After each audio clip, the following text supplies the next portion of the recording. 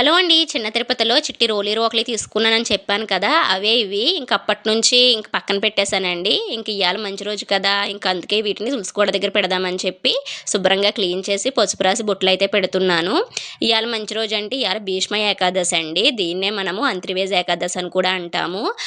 చాలా విశిష్టం అనమాట. విష్ణుమూర్తికి ఏకాదశులంటే చాలా ఇష్టము. ఇంకా ఈ భీష్మ ఏకాదశి అంటే కొంచెం అత్యధిక ఇష్టం అనమాట స్వామికి. అలాగే ఈ భీష్మ ఏకాదశికి అసలు భీష్మ ఏకాదశి అని పేరు ఎందుకు వచ్చిందో తెలుసా? భీష్ముడు చనిపోతూ విష్ణుమూర్తి మీద భక్తితో 1000 నామాలతో స్వామిని పిలుస్తారంట. అంటే 1000 పేరులతో పిలుస్తాడంటండి. భీష్ముడి యొక్క భక్తికి మెచ్చిన విష్ణుమూర్తి చివరి గడియల్లో ప్రత్యక్షమయ్యి ఈ ఈ విధంగా వరం అయితే ఇస్తారనమాట. ఏంటంటే, ఇప్పుడు నన్ను 1000 పేరులతో పిలిచావు కదా, ఆ 1000 పేర్లే విష్ణు సహస్రనామాలుగా కీర్తించబడతాయి.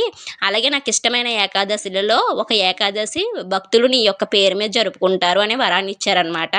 ఇంకా అందుకనే ఈ యొక్క అంతర్వేద ఏకాదశిని మనం భీష్మ ఏకాదశి అని చెప్పి జరుపుకుంటాము.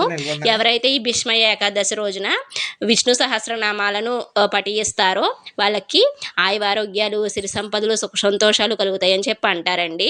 ఇంకా ఈ చిట్టి రోలి రోకల్ని అయితే తులసికోట దగ్గర ఈ ప్లేస్లో అయితే పెట్టేశాను. చూడడానికి భలే అందంగా ఉన్నాయండి. చూడముచ్చటగా అనిపించినాయి నాకైతేను. కలకలలాడిపోతున్నాయి.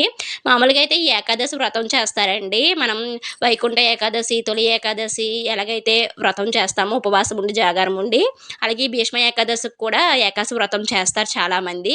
నేనైతే ఎప్పుడూ చేయలేదండి. మామూలుగా సింపుల్‌గా ఇంట్లో పూజ అయితే చేసేసుకుంటాను అంతే. ఎప్పుడూ ఎవ్రీ ఇయర్ ఇలాగే చేస్తాను భీష్మ ఏకాదశిని.